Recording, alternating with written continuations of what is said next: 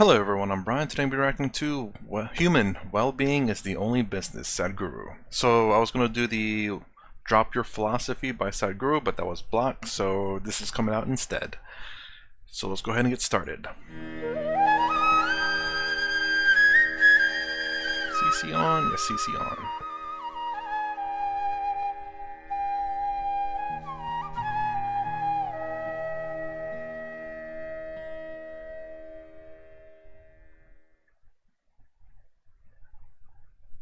So I think the first one that I wanted to pick up on, and it was the bit that I found most inspiring from your session this morning, was you made a lot of play on the difference between the solidity inside and then the kind of the personality and the identity that we portray to the outside world. And I feel that some of the biggest challenges we face as marketers and in brands is that we spend a huge amount of time thinking about the way we portray ourselves to the outside world, but we don't really get ourselves right inside first. From the experience that you've had dealing with individuals about that, what advice would you give to business people and to brands about how they can start the process of getting right inside first?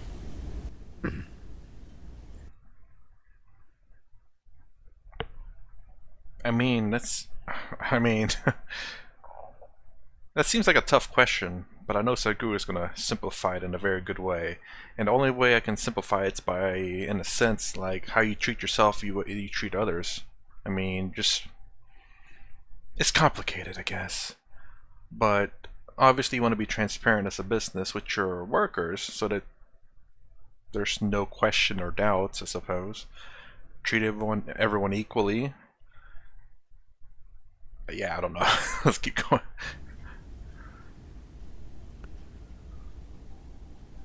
So the fundamental flaw in this entire process is, without enhancing yourself, you're trying to enhance your activity. It's like… You're from UK, eh? Scotland. Scotland. You take a junk Vauxhall and try to drive it on the F1 track. It's bound to fall apart. Instead of dreaming of winning an F1 race, if you build a machine which is capable of doing whatever your intelligence allows to build, whatever kind, if you build one, then it'll do whatever it does. Whether it wins or not is subject to what others have done. Whether you win a race or not simply depends on how good or bad other people are. But when we do something, are we functioning from the highest possibility within us, or from the lowest possibility, or somewhere in between is a big question. And the biggest question in human life is, you do not know what is your highest possibility. For every other creature on this planet, nature has drawn two lines. Within that, they live and go. For the human being, there's only bottom line, there's no top line. So it doesn't matter what you become, you still don't know whether you've hit the peak or not. Only those people who are only interested in winning races with other crippled people. Sorry, I was laughing there because bottom line, I thought of like, like business, like that's our bottom line, that's the lowest we can go. I don't know, and I just laughed because of that. They have hit the peak.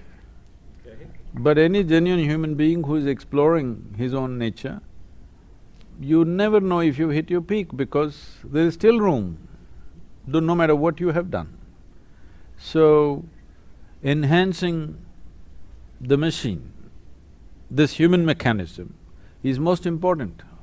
Whether you win the race or not, whether you did this or not is not important. If you have this enhanced, everything that you do will be enhanced. People around you think you're superhuman simply because everything that you do seems to be of a different nature, of a different quality that they can't imagine. Not because you're intending to do things better than other people, simply because you have spent time to enhance this one. So, this is a fundamental flaw in the attitude with which people are entering the world. Instead of building a great mechanism which will… whatever it does will be of a great possibility, people are trying to do great things, which is going to kill them. That's why successful people are miserable. Somehow they've managed to do something and it's taking such a big toll on them. How might we unwind some of that then? So what I find great about the way that you express all of this is you have a great confidence, which clearly comes through from the way that… No confidence. Maybe I should re-express that then. You clearly talk from the heart. This is somebody who's… So that's the thing. The only quality is clarity. People think confidence is a substitute for clarity. That's the biggest disaster. Okay. The great disaster on the planet is people who have no clarity have confidence. Oh yeah. Nice. I remember him saying that before, and I figured he was gonna go there. But it is so true. I forget the phrase it says. I remember the idea. It's basically you have idiots who they're super confident but know nothing, and then you have then you have people who are in fact who has clarity but no confidence. It's like the complete opposite of each other. You don't have someone who's confidence with clarity though. That maps beautifully back to a lot of the brands, is that where they don't have clarity, they represent confidence in the activities that they do, but I think that goes back… So that's why all the loud advertising, because there is no clarity but there is confidence. See, you are who you are only because of whatever you might have perceived. What you have not perceived is not you, isn't it? I like that. You see, whether you're consciously aware of this or not, how people experience you right now is, whatever you have perceived, in whichever way it's finding expression, that is what people's experience of you are. And that is what your experience of yourself is. Whatever you have perceived, that's all. Instead of enhancing perception, we are trying to enhance again expression. You're on the social media stuff. Everybody wants to express anything and everything, no matter whether they know something or don't know something, everybody wants to express. This is the age of expression without perception. Oh, I was gonna say that it seems like everyone wants to show off that they know or do things really well, whether they in fact know that they can do it really well or not.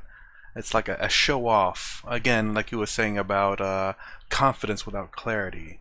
You know, you're showing off all these things that are false images of yourself, and the reality is that you're not that.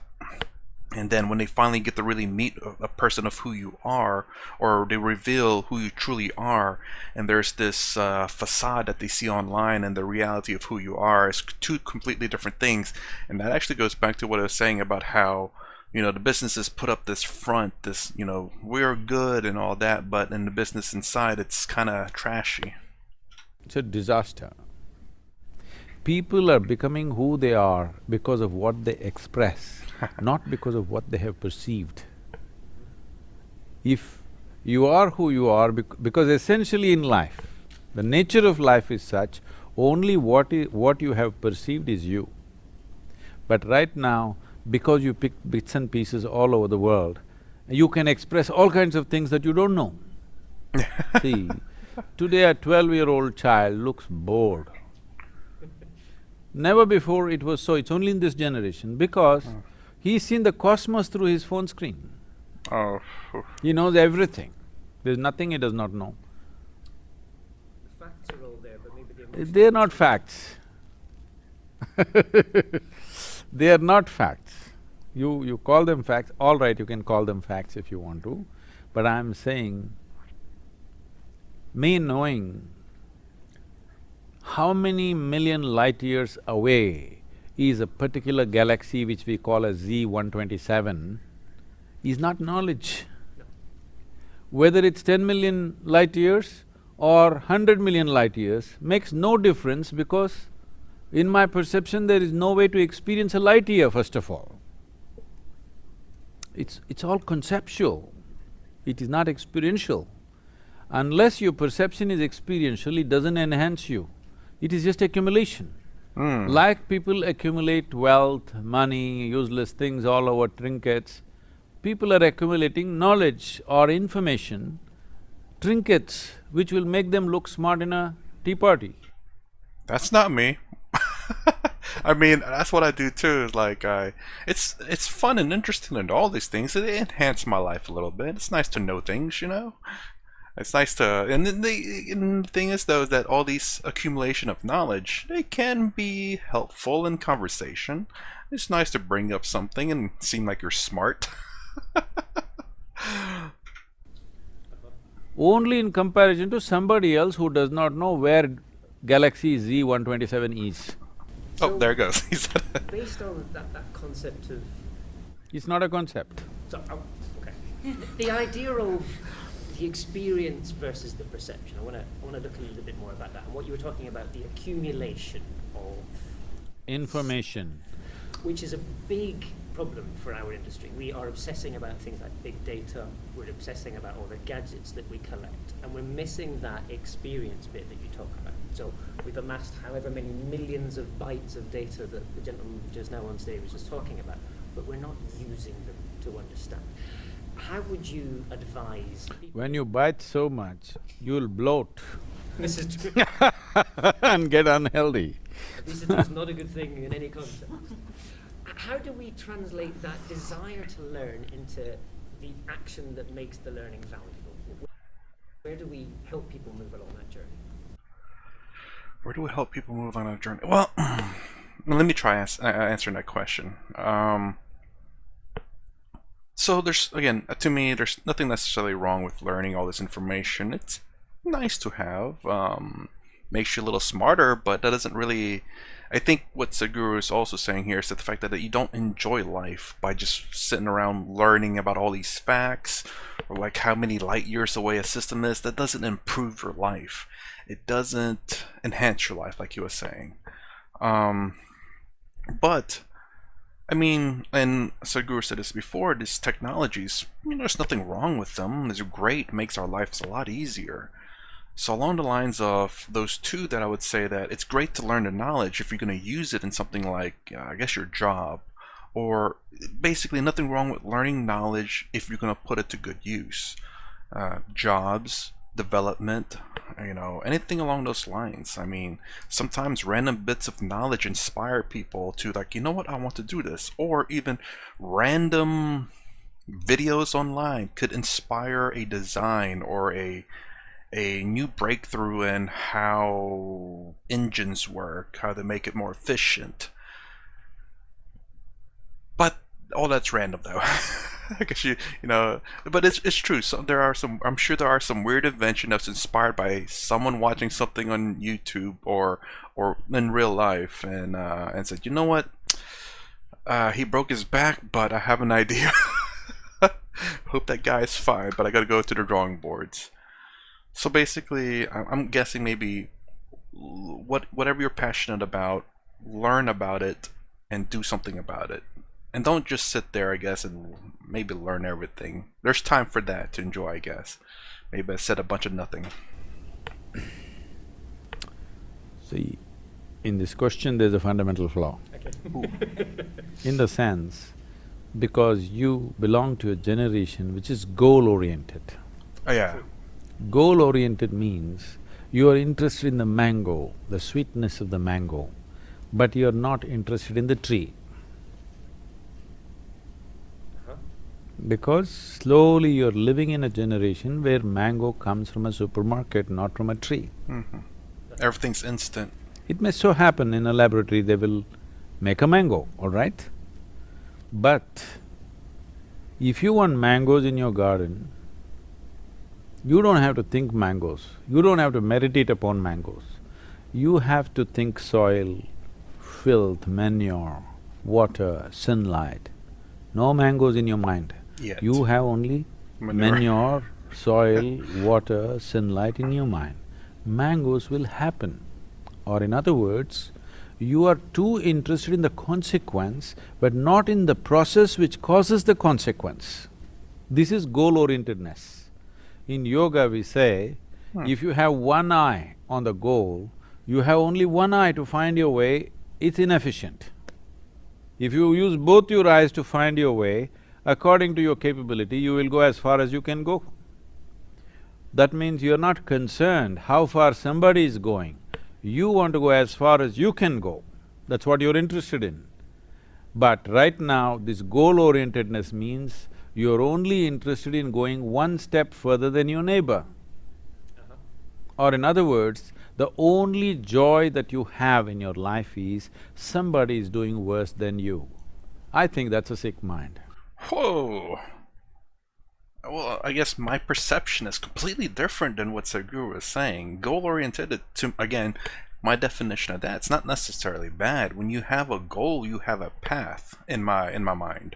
So, for example, I actually do want to grow like orange trees. I want to grow it from the ground up to show my fruits of labor of just watching manure and water grow oranges. But having a goal, in my opinion, it's a path. You know, you can't reach your goal without finding a path. Now, the path could be wrong very well, but you have to understand that. You have to find the correct path to your goal. Trial and error, experiences in life will teach you what is the right and wrong path, but you have to learn it the hard way first, or if you're lucky enough, you can learn it the easy way by seeing what someone else did to take that path. You could follow his path, but that doesn't necessarily mean it'll be the right path for you. Much like Sadhguru was talking about teachers, different gurus. Now, maybe there is one guru for you. Maybe Sadhguru is not the guru for you. Maybe Sadhguru and Osho is the guru for you. You know, everyone's different, but you have to take all these paths to find out which one's the right one for you. Now, of course, the least path you take, generally speaking, is better because every path you take may take up a lot of time, and time is the one thing that's very precious to all of us because we have a limited amount of time in this world. So for me, saying that you have a goal, I think is a good thing. You don't want your goal to mean that you want to put down other people. That is terrible. But you just want that goal to make sure that you have a set goal that doesn't put down people. I've never ever thought about that in a goal. I've never heard anyone say that about a goal. But sometimes there are people out there who sets goals and will do anything to get to that goal, and that includes putting down people. Maybe that's what he's talking about. Terrible way to get to your goal, absolutely. It's better if you can have someone to help you along with those goals, or find someone with the same goal as you, share that path together. You know, it'll be a little bit easier sometimes, maybe. I agree with you, absolutely. I'm gonna keep pressing on that question though. How do we help people see past that mentality which is holding us back? What can we suggest to our peers in marketing to change them away from this goal? From digital to divine. Analog, digital to divine. Where do we find the divine? Because I love the inside fact yourself. about we cannot be goal-oriented, but at the same time... Oops, hold on, I gotta read that question again, sorry. Where do we find the divine? Find the divine. Because I love the fact... Because I love the fact that you're talking about we cannot be goal-oriented. That you're talking about we cannot be goal-oriented, but at the same time... Many businesses face the oppositions of goals. Determine our ability to survive, which I kind of know you're going to say is flawed, and I would agree with it, but nonetheless, we need to help people to see the alternative to what is flawed. See, tell me one thing. You can look at Mr. Bolt, you know? You could look at Mr. Bolt for inspiration, all right? But if you try to run like him, you'll break your legs, that's all that'll happen. For inspiration, you can look at Mr. Bolt, perfectly fine. You can look at Mr. Sachin Tendulkar for inspiration. You try to go and face a ball which is coming at 160 kilometers per hour, a hard ball, you'll kill yourself, really. Most people know cricket only on television, so they think it's a nice game. Go and stand there, it's the most violent game. projectiles are coming at you at tremendous speed, giving you a fraction of a second to react and hit the ball. Because they see it only on television, they think it's a nice, beautiful game. No, it's among all the games that are popular today in the world, it is the most dangerous game. Is it? I mean, I don't think people in cricket are intentionally trying to hit people with the ball. Has he watched football or baseball? I mean, baseball and cricket are kind of similar in a sense. There's a pitcher and a batter. But I haven't watched cricket though, so let me know if I'm wrong. I think does the ball hit the ground first and then hits the wood, or can it go straight through? As far as I've seen in movies and stuff, I think it always bounces off the ground and then bounce up.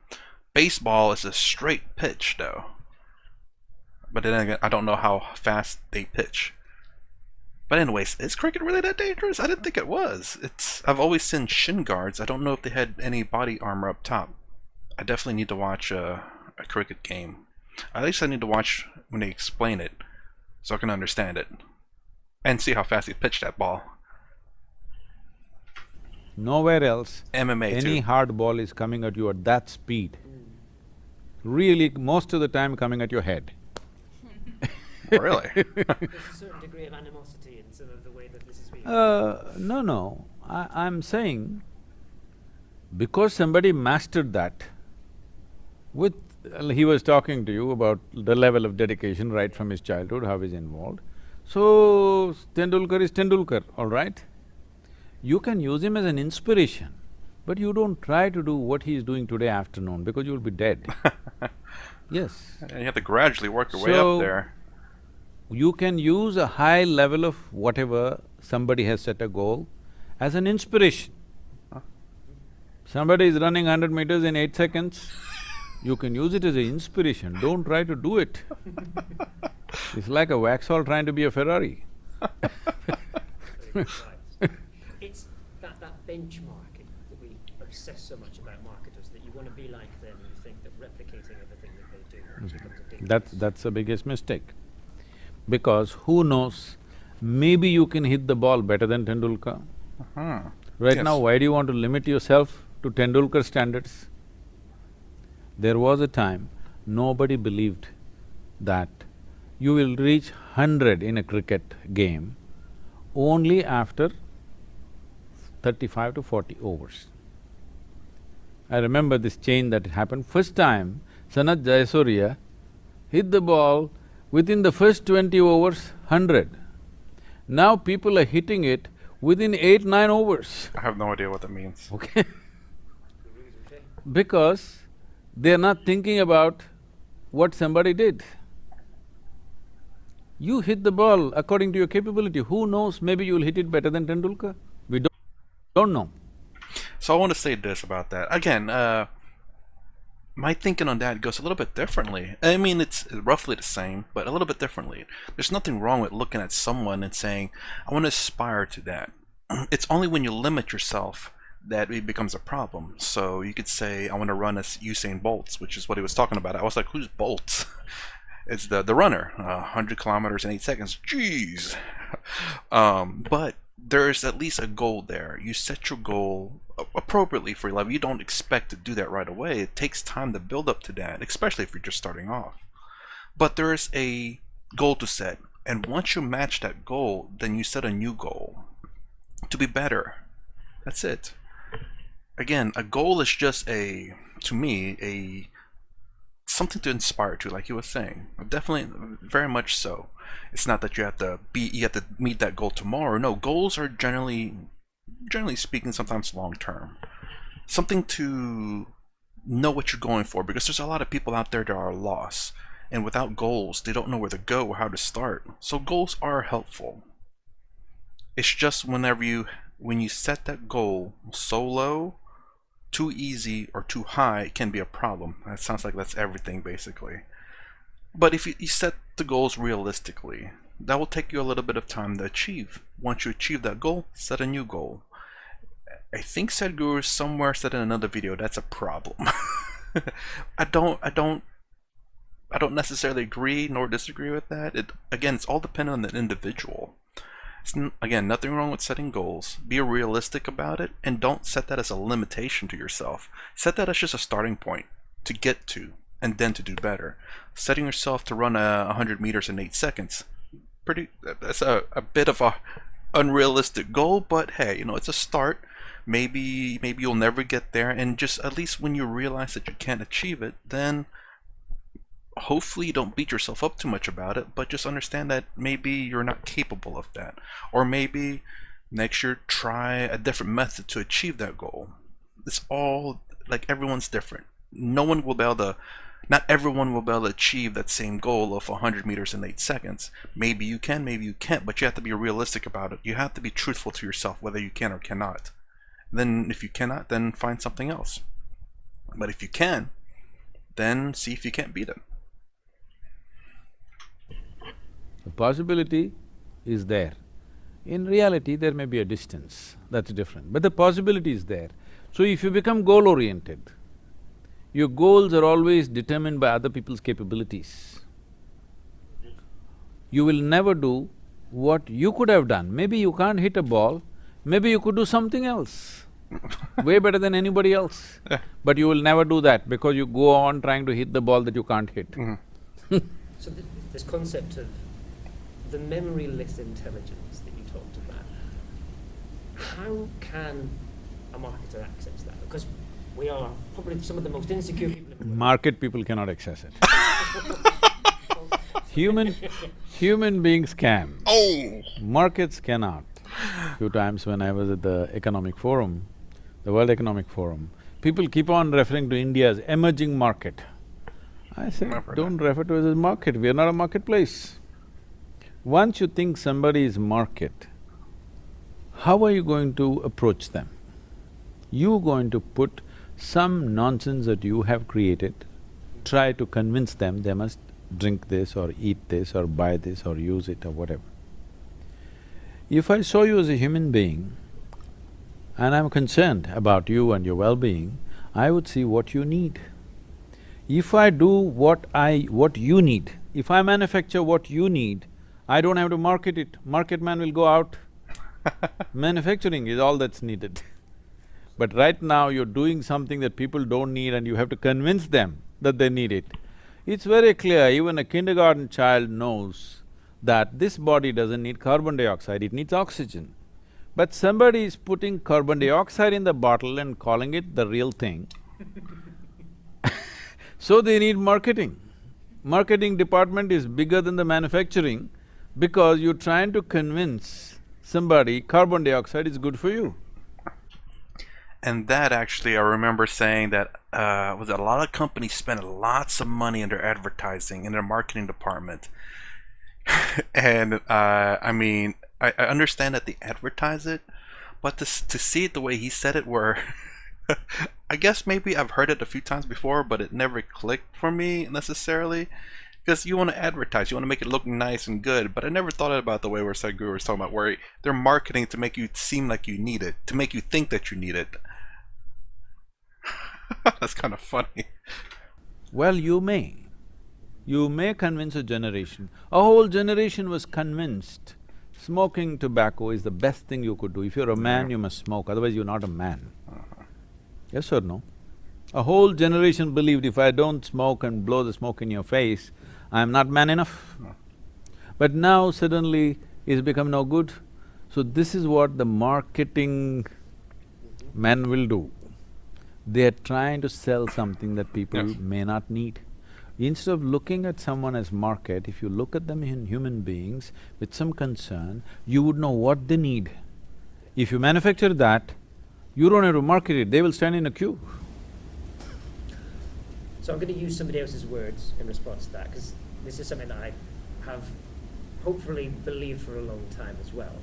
A friend of mine said that as marketers we've got to stop trying to make people want things, and we've got to try and make the things that people want. It's fundamentally obvious to me, and yet, as you… I'm saying largely marketmen will get eliminated. Manufacturing and people, in between little marketing. Both you and me are manufacturing something that he wants. But now, I'm trying to tell him what I'm manufacturing is really what you want, not what this guy's doing. Actually, that's the truth. You talked a lot about all the gadgets that we have access to, all this amazing technology, and yet we fail to use the best of the gadgets that we have, which is our own brain. Not that we are not using it, we are using it in a very skewed way. Right. We're not able to listen correctly, we're not able to understand what it is that those people want, even though we have access to all these amazing things. I use a lot of social media, which in theory allows me to listen to the conversations of millions of people at any given time. I was thinking about that a little bit differently. I was thinking that more on a societal thing and societal issues and stuff, but he was thinking along the lines of marketing, which I gotta remember, this is about marketing. And yet I find it very difficult to Gossip gone global. Ooh. So there's a lot of gossip on this. We talked a lot yesterday about the food photos. It's this fascinating thing that 200 million people have taken photos of food and uploaded them to Instagram. And the question is, why are we doing this? But that's sort of Because food looks prettier than the people who eat them. Ouch. I've done it a few times, like maybe 3 times in my life. I mean, food looks nice, you know, and the food looks nice, just looks nice, you know? Gotta share how nice the food looks before you tear it up. absolutely disconcerting concept again. Absolutely true. No, if people are taking pictures of the food they eat and putting it on, obviously they think it looks prettier than them. But we have access to the insights that shares about what they believe is pretty and what they enjoy in life, but we're not using it. So See, all this is happening, I mean, leave the jokes apart. This is because people are trying… because now they found a means, a technological means to find expression. Expression more than perception means marketing department is bigger than manufacturing. okay. That's all that's happening. I mean, you can actually kind of look at that like a lot of celebrities get a lot of free stuff from these big companies, like $5,000 purses and cars and whatnot. The reason why, because that's part of the marketing. If you see your favorite celebrity carrying around fancy stuff, you're more than likely want to buy that fancy stuff because of your celebrity. So even though that purse like got $5,000, that's cheap for the marketing department or the company to have that free advertisement, and that's… I mean, it only cost them $5,000, where normally they'd pay, like, I'm guessing a celebrity to advertise on commercial like millions of dollars. The advertisers spend millions of dollars on commercials, and that's not even probably including the paying of celebrities on those commercials. So just by giving them a $5,000 purse or $5,000 shoes and have them walk around with it with paparazzi taking pictures of their clothing, free, in a sense, free advertisement. What would then the perception be like? See, what would perception look like? See, there are only 5 instruments of perception right now for you: seeing, hearing, smelling, tasting, touching. So what you perceive through these 5 senses, a certain process, an amalgamated process of these 5 senses. Right now you're sitting here, you're seeing, you're hearing, I hope you're not smelling anything but actually it's all happening. Smelling, sensations, heat, cold, all these things are happening. You may not be conscious of it unless it becomes acute. Right. Otherwise, if you walk from there to there are 25 different kind of smells, minimum I'm saying. But most of the time you're not conscious of it unless something becomes very pleasant or very unpleasant. Anything outside of your So baseline. every moment, all the 5 senses are recording phenomenal amount of information. Now the processing of this information is happening from a certain prejudice. When I say prejudice, the identity causes prejudice. If you're functioning from an identity, whatever, you're English, I'm Indian, somebody's man, somebody's woman, this is all prejudice. People think they're broad-minded, well, it's a broad prejudice. That's what I say too, is that we're all prejudiced in some way. If you have any knowledge whatsoever, the more knowledge you obtain, I guess the more prejudiced you are in a sense. I wonder if you'll say that. But yeah, any kind of identity and knowledge will make you prejudiced, but it's not necessarily a bad thing. Like, or prejudice against snakes. Why? Because especially if you lack the knowledge of it, you definitely will jump away or run away from a snake because you don't know if it's venomous or not. Venomous, yeah. Yes, the moment you're identified with something, there is a certain prejudice attached to it, you can't help it. That's the way the intellect works, because intellect cannot function without identity. If you take away identity, your thoughts will become still. That's all it is. That's what is called meditation. If you can sit here without being identified with the physiological or psychological or the worldly process that's going on, you will become meditative. Because you're not identified with anything, your intellect becomes quiet. As long as you're identified, do what you want, you cannot stop it. It's like you eaten bad food, then you want to control the gas, it won't work. It'll anyway happen. So now you're identified with something that you're not. See, you belonging to a certain nation, you belonging to this or that is something that we made up, all right? What we make up, we must manage. But what we made up has gone out of control. You identified to such a point, you really think it is, you're willing to live and die for it. Again, I mean, it's okay for me, it's okay to have identities. But the problem is when we use it for bad things, a way of discrimination or prejudice. I mean, like, for example, if, how do I explain this? Mexican people, when they come over to the United States, I mean, you have a Mexican friend. You use that as like, oh, like racist people will say, or not racist, or prejudiced people, or racist people, I don't know. They'll say, oh, you know, why don't you go back to your country or whatever. But instead of using that as a way of getting to know them, use that as a way of, I don't know, discriminating against them, which is completely trash.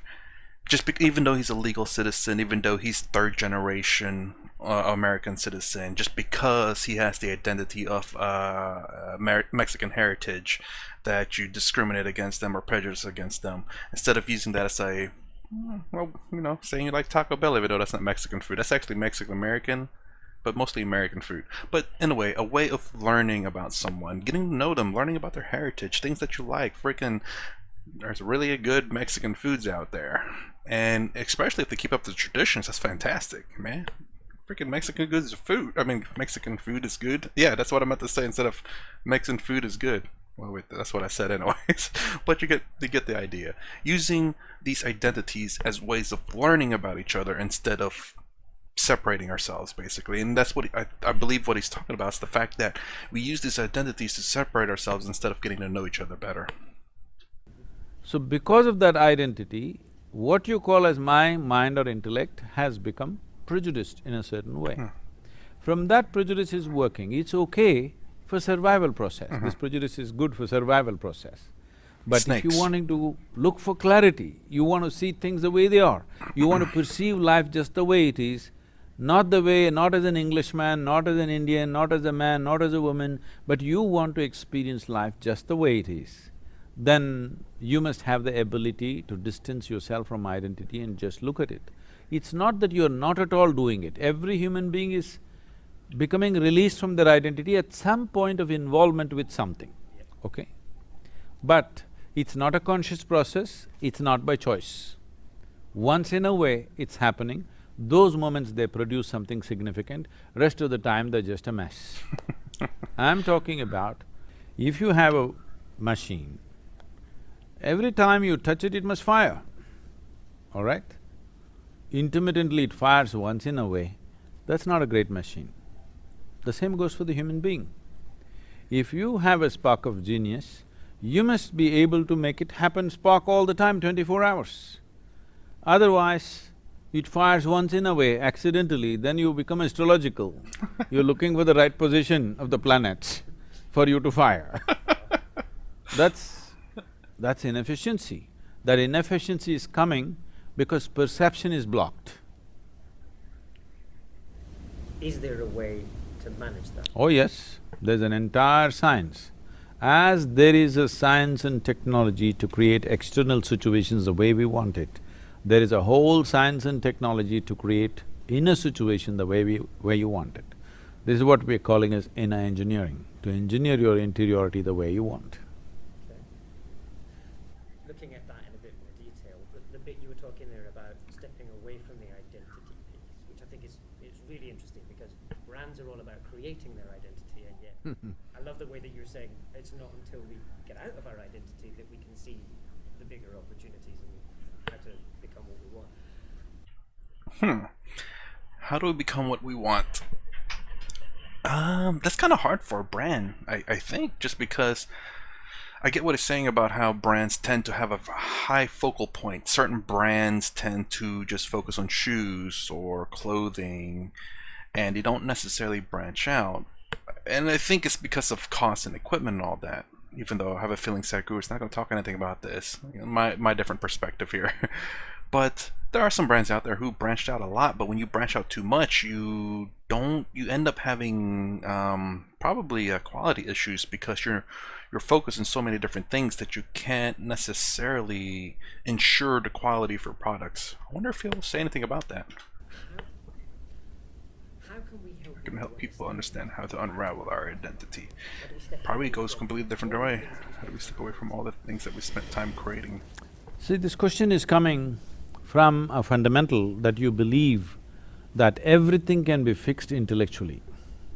Yes. No, it cannot be. As I said when I was speaking in the morning, the other dimension of intelligence within you. I think today people are beginning to talk about emotional emotional intelligence, not just IQ, EQ and whatever. This is just rudimentary steps, taking at least one small step, but a rudimentary step. This is essentially a very deep-rooted Western malice which has gotten into everybody today across, because all of us are going through Western education. We may be living in India, but our education is completely, unfortunately, English.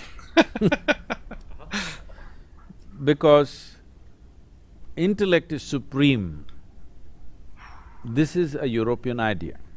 And I would agree with that to a degree. Before watching wisdom videos, I would say that's absolute. I probably wouldn't actually agree with that even before watching wisdom videos. Way before I would say I completely agree. Intellect is key. Intellect is king. But somewhere along the lines, I come to realize that I separate these two. I don't know if I've said them recently or not, but intellect and wisdom, two different things. You can be book smart, which is intellect, or wisdom, which is experience, which is learn through experience, which is why I call them wisdom people. Because I don't know what else to call them. Gurus, swamis, there's a whole bunch of different names. They're all wise people. And basically what wisdom is also common sense, generally speaking. When you can learn from experience, learn from people's behavior, learn from other people's experience, that's wisdom. Intellect people who are just very book smart, will read the books and will only know how to do what the books say. Do you know 1 + 1 = 2? Do you know the square root of 2 is that 1 or 2? The square root of 4 is 2. You know, very smart people, but generally speaking, they don't necessarily know how the world works. You need a little bit of both to be very good, well balanced, to say. In India, we have not given much significance to intellect because your intellect always functions from a limited data that you have gathered. Your thought process happens only from the limited data that you have. If you function from your thought process, nothing new will ever happen in your life because you're just recycling the old all the time. Maybe you can produce permutations and combinations of that. Here, our focus has always been how to enhance your perception. Don't worry about your thought, whether it looks smart or dumb, that's not the issue. How to enhance the perception. If your ability to perceive life is enhanced, naturally your ability to act in the world is naturally enhanced without any effort. There was a very simple way that people could start to experience, because you know how people are. People like to experience it once, and once they see it, they believe it, and then they do it. What's the smallest catalyst that we can encourage our peers and our friends in the industry? We can give you a 12-minute simple process of meditation. Okay. It's available on the web, we can give you a CD, it's freely available. Millions of people have practiced this, very simple form. If they do that and if it works, they can do something more serious. Like 12 minutes. It's called Isha Kriya. You just go on the net and say Isha Kriya, it'll come up. There's a phone app, you can put it on your phone. Yoga is a technology for well-being, Very nice. okay? Actually, the tagline is, in engineering, technologies for well-being. You don't need to believe it.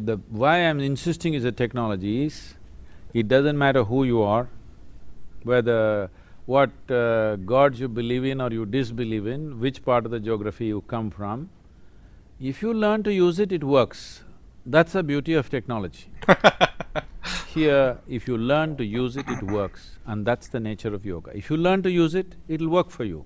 It doesn't matter who you are, where you come from, what you believe or disbelieve. So these are technologies for well-being. Making use of external technologies to disseminate the same is a natural outcome. It's a very natural thing to do. So, for the first time in the history of humanity, our ability to reach human beings on this planet is like never before. The speed and the scope of it is unimaginable just 25 years ago or even 10 years ago, if you ask me.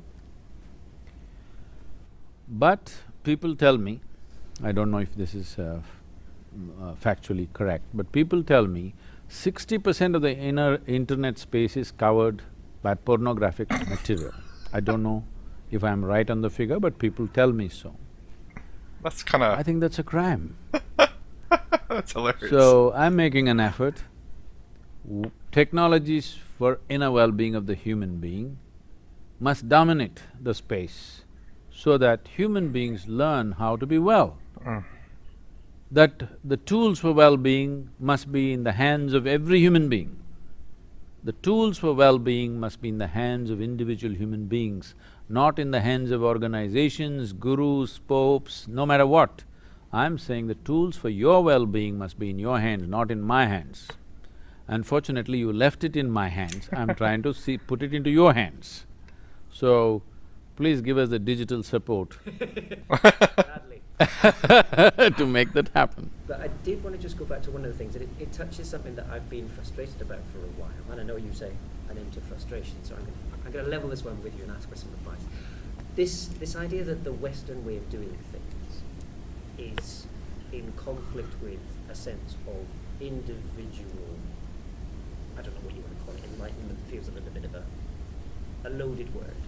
But this idea that the Western way of looking at things, of education, of success, and all this kind of stuff, it feels, like you were saying, there's a competition to it, there's a conflict to it. How do we help people that have been indoctrinated? And I grew up in that culture, and I find it very difficult to unravel all of the things that I've learned and I've been taught and all this kind of stuff. How do we help people to get past the fear that is involved in seeing an alternative way of the entire life, because that's what everything until now has been built on? It's overcoming that fear. How do we help people to become that? Overcoming that fear, that's weird. I never thought about it as fear, though. I think most people just lack the knowledge of alternative ways. I don't believe there's anything, at least from my experience in terms of television, of Eastern philosophies. Even in school, they teach you of course, math, science, history, and social studies.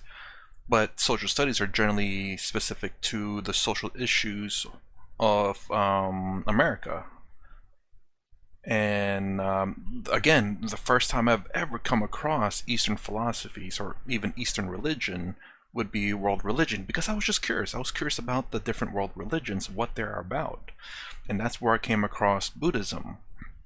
Now, again, I'm going to say this for those who don't know. My teacher, I do believe, was an Indian teacher, a female Indian teacher. She dressed accordingly and had the red dot on her forehead. And Buddhism was the thing that stuck out the most for me. Was the quote that I remember was "Life is suffering."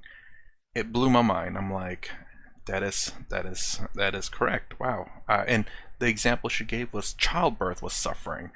I've never thought about childbirth or suffering, even though I know the woman was in pain because childbirth is painful. But to say that suffering is different. But I always thought childbirth as being joy for the most part, because after the fact, the woman is happy that the pain is over with for one, I'm sure, and then the child is there, healthy, hopefully. Same with the parents and the father. But to say that suffering, and what I associated with that was the fact that I think in order for us to achieve joy, we must suffer. Is that always true? I thought about it before, which was always true, but thinking about it now, no, not necessarily. Because of watching let me just say gurus and swamis, because you can actually separate yourself from the pain, the suffering. But without that separation, I believe you have to suffer to get enjoyment. It's just a natural process. So to be rich, you have to work yourself to death in a sense. You have to go through college, put yourself in debt, work 80 hours a week, and to work your way to CEO, and just to become rich. I mean, not so much now. There are there's millionaires in YouTube, which I'm trying to get, but there are people. YouTube was not a job back in the day, and YouTube doesn't really require a lot of hard work necessarily. Editing obviously helps a lot, which I do none of. I mean, I do the editing myself and everything, but I try to make this easy on myself, so everything's relatively uncut, and if I make a mistake, well, that's crap. But so far I've been pretty good. But yeah, I used to think that in order to get enjoyment, you must suffer because of everything is suffering. But when you can have that separation, then maybe you can actually have enjoyment of life without suffering. And it's not because you become rich, but you just enjoy life, which was a very interesting learning experience going through this. So let's go ahead, oh my gosh, let's go ahead and finish this off. See, the basic issue is, do you want to look good or feel good or be good within yourself? A lot of the Western world sees them It's as the about same thing. looking good. Looking good is more important than what's happening within you. Yes. Even if you're a tortured human being within you, you just have to look smart and nice and like that. The facade, which is I like using that word now ever since I learned it in English class. It's a fake front, just in case you don't know. Basically, it's put on this fakeness in front of people that say, oh, you're so happy, you're so joyful. In reality, after the cameras go off or after the picture's uploaded, you're back sulking or sad. This has to be taken away from an early childhood. Looking good is not important. What is your experience? Clearly. Prime example of that. I mean, at least I do my hair. Hold on, let me make sure that's correct there. There we go, okay. You can see my big forehead. Experience of life. Is your experience of life great or not? Yes. This is what is important. This value change must happen. It's not something that you can change overnight in the world. But those who suffer immensely will change. I see that suffering coming because suffering is getting younger and younger. There was a time only old people used to be worried. Now you see a 12-year-old boy is seriously worried. So when that kind of suffering comes, looking good is not important. When suffering becomes unbearable, people will understand looking good is not important. How I experience my life is important. You hear this talk all over, isn't it, these days? Still the necessary corrections have not been made, but people are beginning to talk. So this is the time technologies for inner well-being are transmitted. The time is right.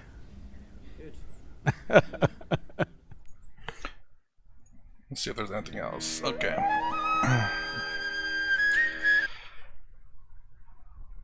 How to handle money and sex. Maybe for another time, said Guru. So, yeah, I completely agree. Again, nothing necessarily necessarily wrong with the Western perspective. If, again, anything done correctly will obviously, hopefully be good. So, I mean, I remember someone in the comments saying that if you want to look for well-being externally, look at the Western world. If you want to look at well-being internally, look at India, Eastern philosophies. Sadhguru, Osho. Although Osho is harsh, that's what I love about him. Honestly, so far no guru has been so harsh like Osho, and that's what I like about him so much. I wish I could. I can't find a way to get in contact with Osho International to get at least to be able to publish their work. I mean, react to their stuff. But yeah, anyways. But yeah, yeah. So there's nothing necessarily wrong with becoming successful and becoming rich. Again, it's just all how you handle it and how you understand what you must, in terms of suffering, understand what you must pay for that. Now, if you have a way of separating yourself from the suffering, then that's fantastic. You can work yourself to be successful and also not suffer for the consequences of working 8-hour work days. I mean, you might suffer later on, but but yeah, it's to me, it's always the understanding of actions that you take. When you understand why you do things and you can take responsibility for it, then you won't necessarily suffer as bad. Again, my point of view is always just kind of finding a middle ground somewhere of you won't suffer as bad and you'll learn from your mistakes in a sense. But anyways, that's my reaction to human well-being is the only business. Human well-being is the only business, said Guru. If you like my content, please consider subscribing. Thumbs up, thumbs down below. Thanks for watching. I'll see you in the next vid.